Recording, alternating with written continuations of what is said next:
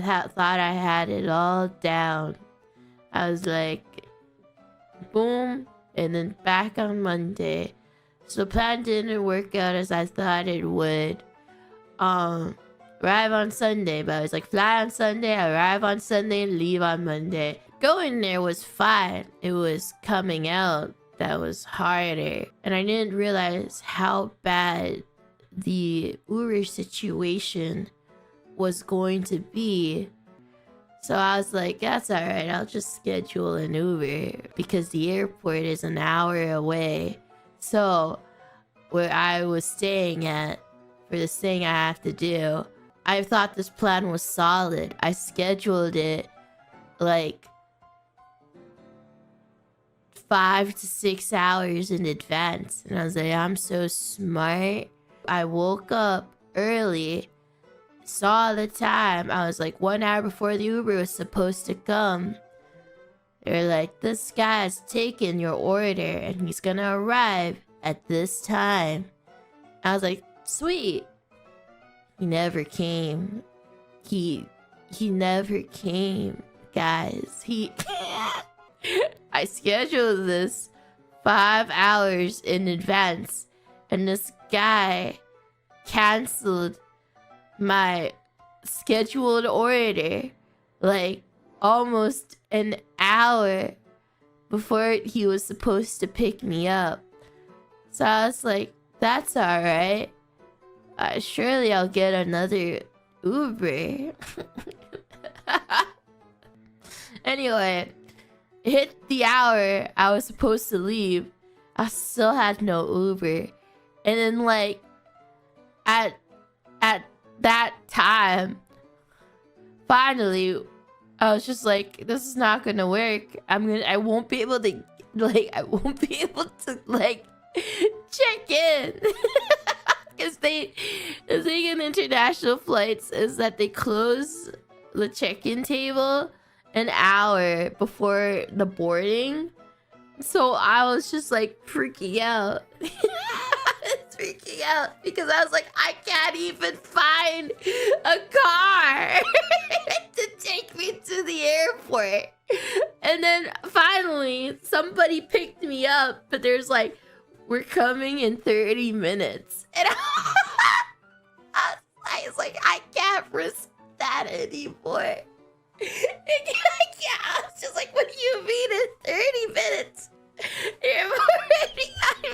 I scheduled an Uber. I had to call and reschedule my flight back. And then I was thinking, okay, I really don't want to do a transfer. But there was unfortunately no direct flights on Tuesday, which will be foreshadowing what's to come. So I checked in.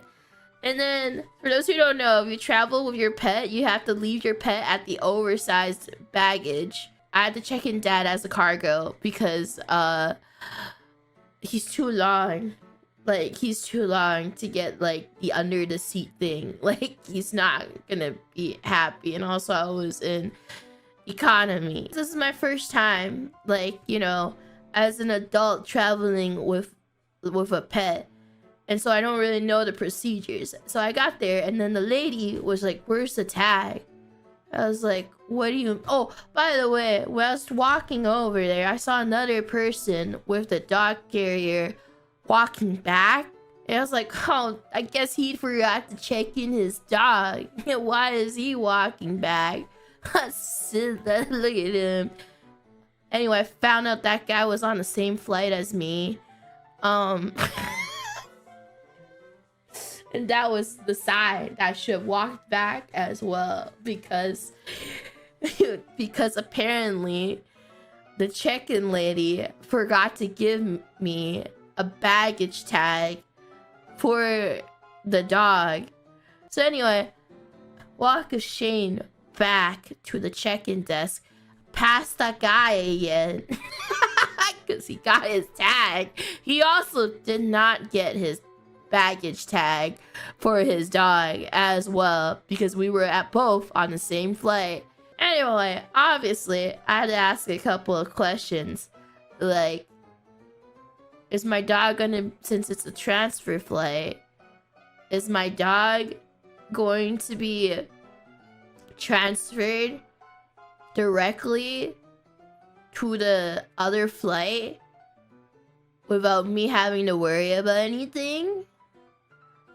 Because when I got into America, that was the case.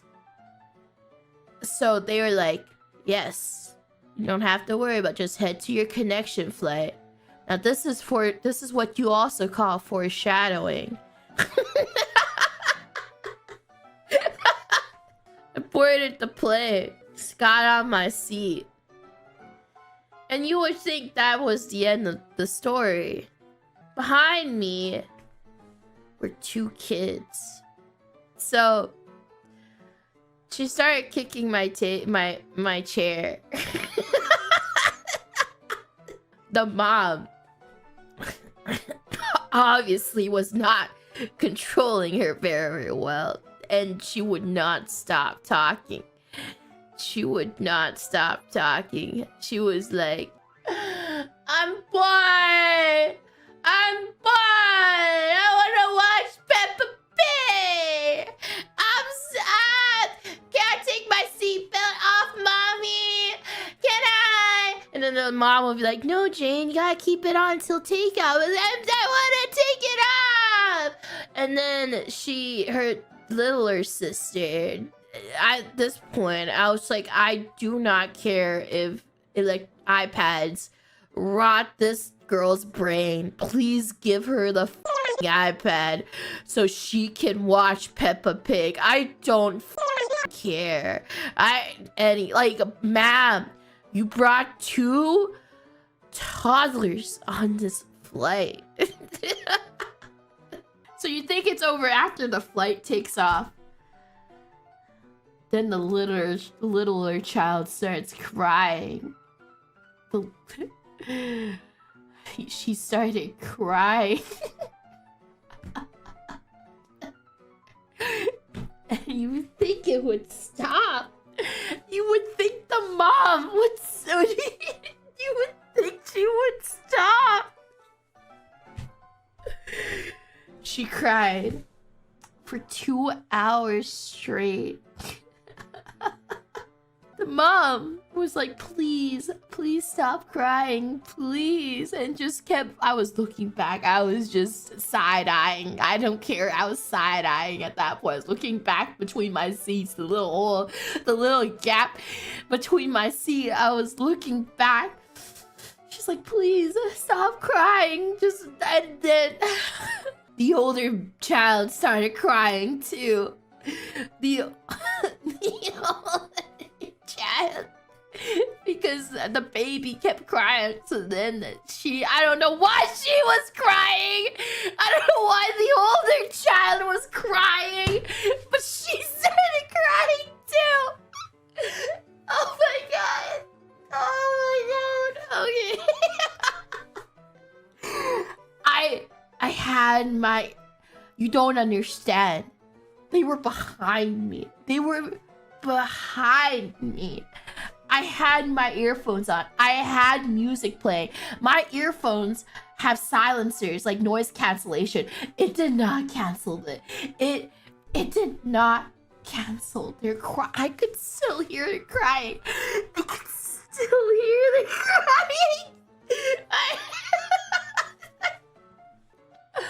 Oh, alright. You think that's over, right? Remember the foreshadowing earlier? The foreshadowing earlier? So, I got off the plane. We finally landed. My layover was long. It was like more than an hour layover. So, I just got to my connecting flight because I was told I can just go to my connecting flight. I got a call. The phone number came from the place I was, the airport, like the city I was in for this transfer. So I was so confused. I was like, I should take it. And then I took the call and they're like, you forgot your dog. And I was like, what do you mean? keep in mind, when I got this call, I had 35 minutes till boarding. They're like, you're supposed to pick up your dog when you land. And I was like, what do you mean? The lady at the airport that I flew from said that they transferred my dog to my connecting flight. So I went to my connecting flight. They're like, you're not supposed to do that. That's not protocol. I'm surprised you were able to even go to your connecting flight.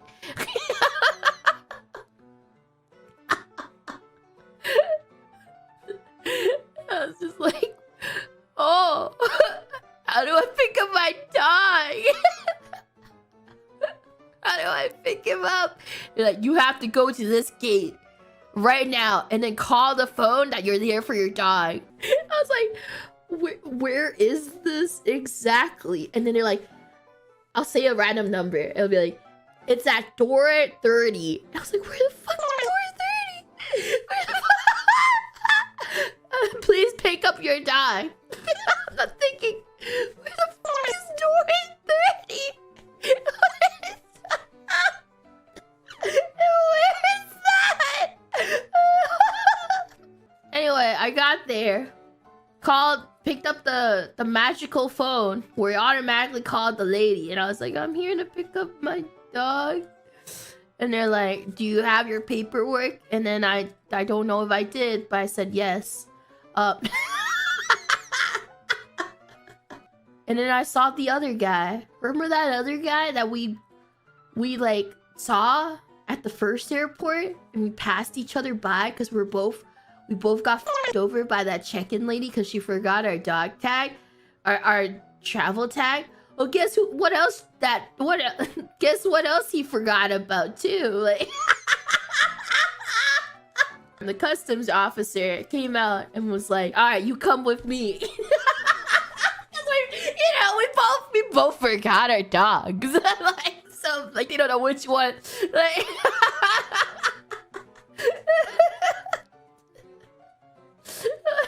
and they're like, do you have the rabies certification? And I was like, that's the paperwork I need.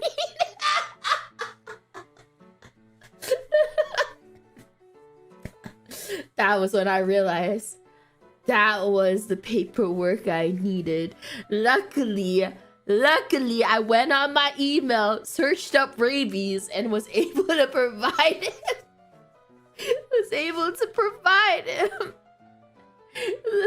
Thank God.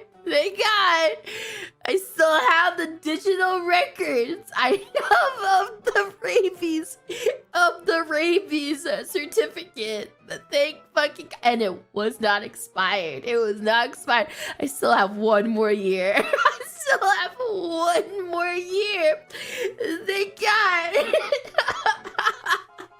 By the way, the worst. Okay, I was scared because the doctor wrote my name wrong on the certificate because he was like looking between my microchip document and the vaccine document, and he was like, okay, it's like what if it's spelled, it's like Doki, but instead of spelling with a D, they spelled it with a B or some shit, but it's also still pronounced Doki. So it was like Dokibird, but the D, it was spelled with a B.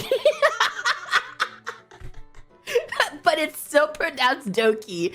So I was like, yeah, they spelled my name wrong on the document. Like, it's just the first name, though. It's just the first name. And they're like, I was like, thank God. They're like, because they're like, what the fuck? Why is, like, they're like, why is the name different?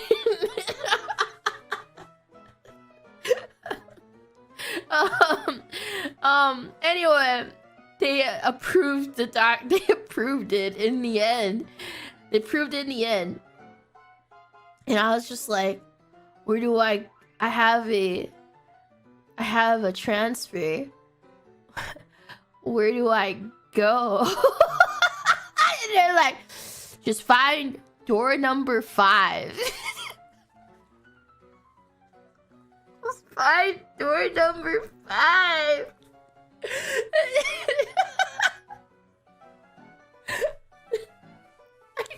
Where is door number 5? Please. Just say left or right. Anyway, they were like, you could take the dog now and leave. And then I left. I just walked until the oversized baggage area lady weighed me down. Was like, that's for this, right? And I was like, yes. Because I don't know. I just walked until something looked right. Thank God they weighed me in via proximity. And then I looked around. I saw the tiniest sign. Oversized baggage. Oversized luggage.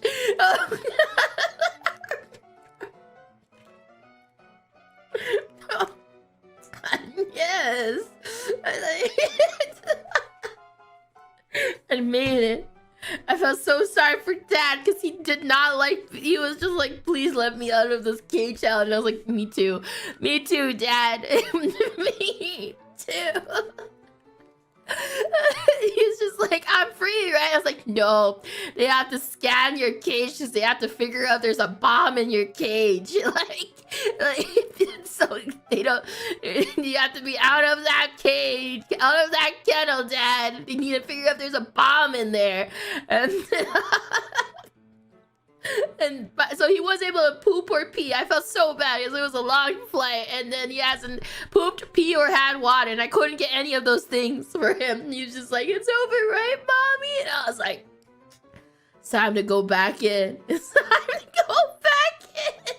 And then, like, you know, like, I get to see him leave this time, because usually, like, they would just take him and then take him to another room, but this time the whole baggage thingy was in front of me. So they open the gates, and then it's like the Toy Story movie where, like, you know, they're like slow in the belt, conveyor belt.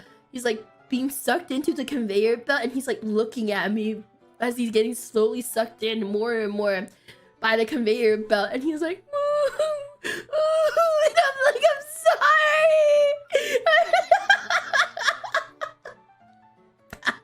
Oh, the gate slowly, and then the shutters is closing down as he's slowly being moved forward, and he's like, oh, oh. And I'm just like, I have 5 minutes to board, Dad. Luckily, I made it. I made it. I'm on the plane. I'm sitting down. Nobody's sitting beside me because this lady and I, we both got the outer seats, so nobody wanted to sit in the middle. Thank God. I was so happy. We have so much room. There's me, empty seat lady. I got the window seat. And then I sat down. It's all over. I made it home. It's all I'm heading home. I'm heading home. It's over. I'm heading home. There's no children next to me. There's no children in the front. There's no babies in the back. It's fine.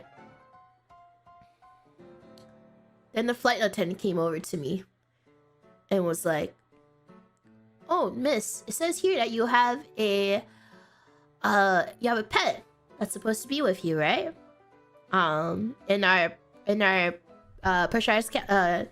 I was like, yes, I do. It's like, all right, I'm gonna get you your ticket then, because they're supposed to go down and then rip a ticket and then give it to me to be like, they're here. And I was like, all right. And then I think 10 minutes passed. The lady comes back and she was like, sorry, miss, we're still waiting for your dog is still not here yet, so we're just gonna be waiting for a little bit until, and then I can get your ticket. I was like, that's no problem. That's fine, you know? Maybe he's still getting security checked. And a different lady came in and was like, what time did you put your dog through the oversized luggage? And I was like, 40 minutes ago? 40 minutes ago.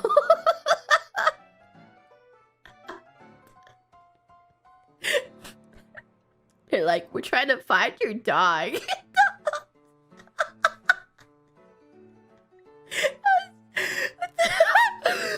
was missing. They lost him. I don't know where he is.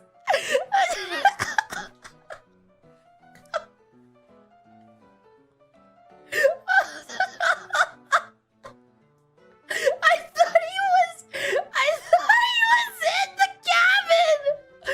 So how did they lose him?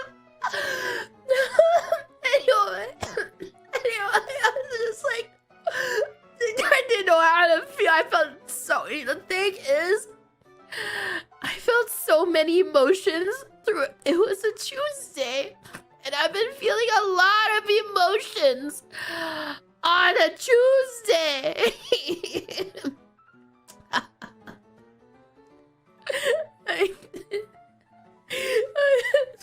At that point, I think I was fully disassociated at that point because I was like, I've already hit my lowest.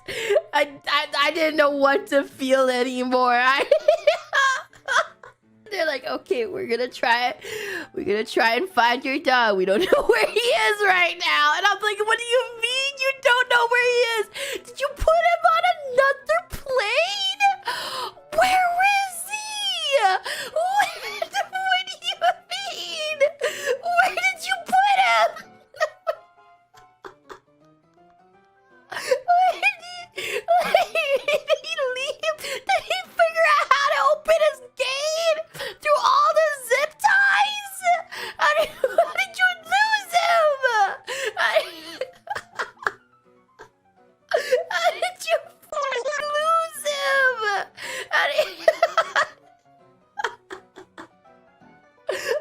He's like shipped to another plane or some shit. He's flying back to America. And then finally, the flight attendant came back and gave me the little tiny little red form, the little tiny tag, red tag, because the dad is finally on the plane, and she ripped the red tag from his kennel to give it to me. He's finally here. He's finally here. Oh my god. He's like, here's your tag. He's on the plane now. He's finally on the plane. We did it. We did it, everybody. The adventure finally ends. I was so tired. I was so tired. Made it home. I picked him up. No obstacles. And then the one, it was just the last fuck you. The god said one last thing for the ride. I managed to grab the cart that had a defective wheel, so it was like a little bumpy cart. It was like I was like, oh, I'm sorry. Dad, it was Dad's own little turbulence. The turbulence never ended for him. But it was too late. He's like, I couldn't grab another car. I was already too late. I was too far gone. So Dad was still experiencing the turbulence. I